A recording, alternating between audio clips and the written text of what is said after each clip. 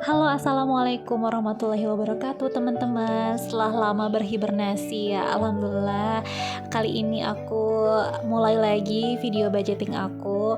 Dan insya Allah aku mau membagikan pengalaman aku setelah bangkit dari masa sulit kemarin. Jadi di sini aku mau kembali menceritakan atau memberikan tips-tips buat teman-teman yang mungkin keadaan ekonominya sedang menurun gitu. Jadi ikutin terus perjalanan aku selanjutnya gitu. Mudah-mudahan video ini bisa bermanfaat untuk kalian semua ya. Kalau teman-teman pernah ngerasa kok kayaknya uang tuh cepet habis padahal udah ngirit sana sini tapi udah diambang batas maksimal, beras udah nggak ada, terus kayak kita tuh belanja hanya untuk kebutuhan pokok saja. Nah, aku juga pernah ada di fase itu, masa dimana tiap hari tuh mikirin gimana ya caranya biar cukup sampai akhir bulan. Nah, akhirnya aku mulai dari satu hal. Yang pertama itu jujur sama kondisi keuangan sendiri. Jadi aku catat semua pengeluaran, bahkan yang kecil banget kayak beli jajanan anak-anak, itu aku catat semuanya. Tujuannya supaya kita bisa evaluasi titik nyamannya kita untuk menganggarkan kebutuhan selanjutnya itu di nominal berapa. Nah, kalau tujuan lainnya insya Allah akan aku bahas di video selanjutnya ya. Lalu yang ketiga, aku belajar bedain antara kebutuhan dan keinginan. Nah, kalau kebutuhan pokok itu adalah contohnya seperti kebutuhan makan, listrik, cicilan, itu adalah suatu hal yang wajib. Jadi kalau kita nggak bisa beli itu atau penuhi itu ya kita akan kelabakan gitu ya. Lalu keinginan pokok yang aku tekan gitu, keinginan pokok itu adalah sesuatu yang dimana kalau misalkan kita nggak beli itu nggak ada masalah gitu, nggak akan terjadi apa-apa gitu, masih ada opsi yang lain gitu. Rasanya memang berat di awal, tapi lama-lama malah lega karena semuanya itu bisa lebih terkendali. Terus aku pakai sistem amplop. Amplop itu aku bagi menjadi beberapa part, yaitu untuk kebutuhan, untuk kewajiban, untuk sedekah, kebutuhan anak-anak, jajan pribadi, dan juga aku sisipkan untuk dana darurat. Cara ini sederhana banget, tapi bikin aku lebih sadar tiap uang keluar.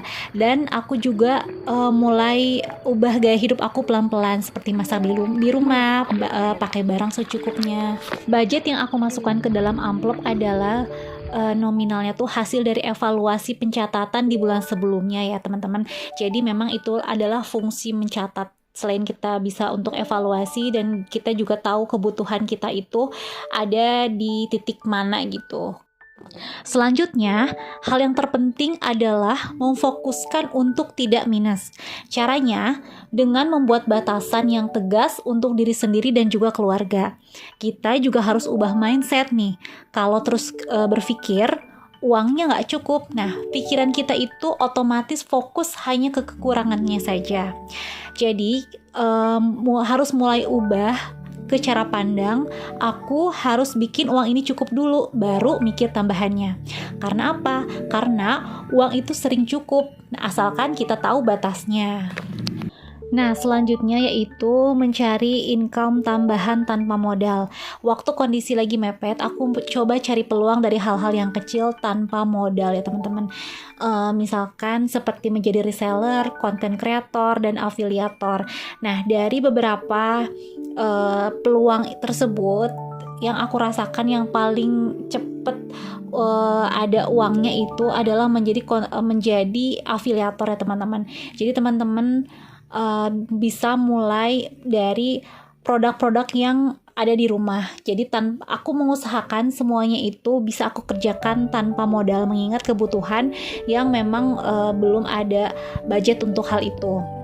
Gak langsung besar, tapi cukuplah untuk bantu nafas keuangan keluarga, walaupun sedikit. Setidaknya kita menjadi ada harapan bahwa hal tersebut itu bisa menjadi income ke depannya gitu. Setelah apa yang aku lalui kemarin, sekarang aku sadar bukan tentang seberapa besar uang yang kita punya, tapi seberapa bijak kita ngatur yang ada. Dan yang paling penting, jangan pernah lupa bersyukur dan selalu mencari celah untuk bersyukur. Jangan lupa pula selalu bersedekah walaupun itu sedikit.